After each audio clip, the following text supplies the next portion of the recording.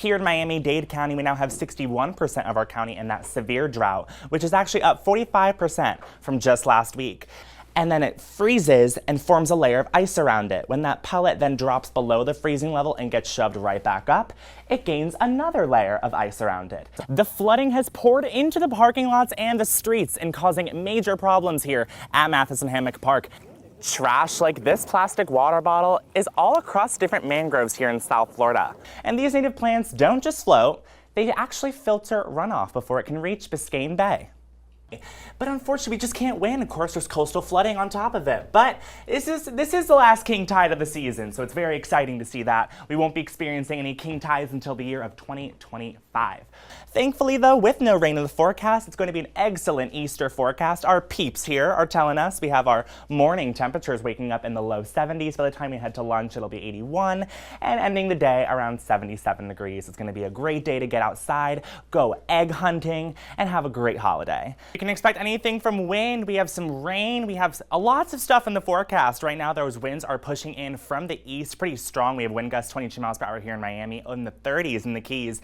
And that's just going to increase into the day tomorrow. We're going to see those wind gusts increasing into the almost 30 miles per hour here across all of South Florida, even higher in the Keys. I know you'll see, notice Key Largo is going to hit eventually. They're going to hit in the upper 30s. So it's going to be very windy outside, and that's going to be something of concern, especially if you are going to ultra. I know a lot of people have lots of hair, intricate outfits and stuff, so that's something just to keep in mind. Our rain chances are also not zero. We have an upper level disturbance that is in Texas right now. It's actually causing a level 3 out of 4 flood risk for those in Corpus Christi. Very serious situation. As this moves into the Gulf, it's going to be eventually giving us a little appetizer to the main course on Sunday. We have some rain coming in due to a southeasterly flow. It's going to bring in just enough moisture to produce some showers and storms on Saturday, but Sunday is the big day. We're going to be seeing lots of widespread rain across the peninsula of Florida. So definitely something of concern, especially if you're heading to ultra like Lauren. I know a lot of people bought tickets, and it's going to look like we're having 40% chance on Saturday of precipitation, even higher on Sunday. We're seeing 60% chance.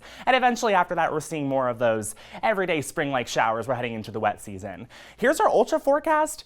Not the best. You have the wind and the rain on both Saturday and Sunday, so definitely something to keep in mind. I know it gets muddy and dirty with the rain, and maybe a poncho is possible. Our beach forecast sees 4 to 7 feet. We have a small craft advisory in all our coastal waters, including the Keys, and a rip current statement in effect for Miami. And that is why we have a high risk of rip current all across the East Coast beaches due to that aggressive onshore flow of those winds. So definitely, if you are heading to the beach, not looking to be the most beach-like weekend, but definitely keep an eye on those flags and always swim by a lifeguard. Our 7-day forecast, if we look after this weekend, we'll be seeing temperatures in the mid-80s and lows in the mid to low 70s. On this small canal in Pinecrest, these flower-filled islands are more than just decoration. They're natural water filters, removing pollutants from runoff and fertilizer.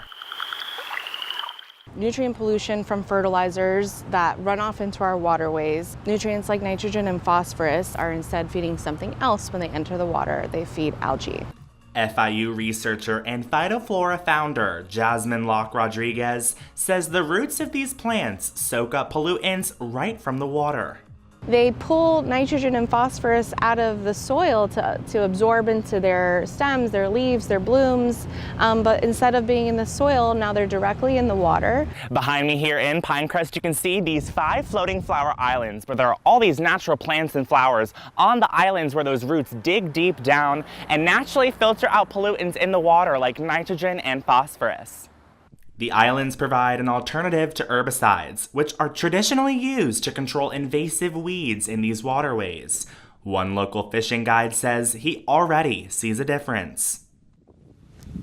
Obviously, they're pleasing to the eye, and for fishing purposes, because they remove pollutants from the water, the fish, it's easier for them to breathe underwater. For my business, having these out here and having the waters cleaner, it actually helps me out. A local resident who grew up in the area agrees and appreciates the effort to keep the water clean.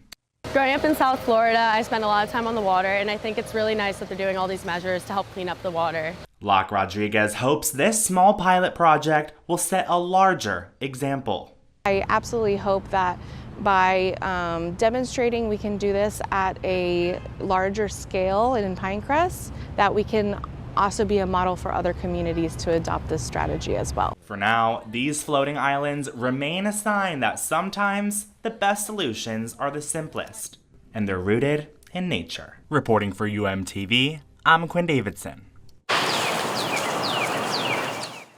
Tucked behind neighborhoods and farmland in South Florida lies one of the most endangered habitats on Earth, the pine rocklands. The pine rocklands, they're significant because they were historically the dry part of Miami, which means that they're very imperiled. They're the second most imperiled habitat in the world. Pine rocklands are dry, open forests that grow on limestone bedrock, a landscape found nowhere else in the continental United States. They provide habitat for dozens of rare plants and animals found only in South Florida. Once stretching across Miami-Dade County, these forests are now almost gone. We have less than 2% of them left outside of Everglades National Park, and they are filled with endangered species. Development for agriculture, housing, and roads has led to the rapid decline of this ecosystem over the last century. Today, only fragments remain, scattered across the county. James Duncan leads restoration efforts at Navy Wells, one of the county's largest remaining pine rocklands. The restoration began in the 1990s under the county's Environmentally Endangered Lands program, funded by voters to protect fragile ecosystems like this one. County forest protection ordinances limit what can be done to pine rocklands, and in 2014, federal agencies designated large areas as critical habitat under the Endangered Species Act. But local action is just as important. At events like this one at Trinity Pineland Preserve, residents volunteer to identify species, remove invasive plants, and rebuild native ecosystems. These are all of ours natural heritage, we like to say. It is because of the pine rocklands, South Florida is what it is. As climate change and development continue to threaten these fragile forests, conservationists say every volunteer, every parcel of protected land, and every native plant matters. About 14 years ago, 2 pine rockland butterflies were declared extinct. And we did get a lot of help from the federal government in terms of designating a lot of these habitats critical habitat. For now, the pine rocklands stand as a fragile reminder of what once covered Miami and a chance to save what's left before it's gone for good. Reporting for UMTV, I'm Quinn Davidson.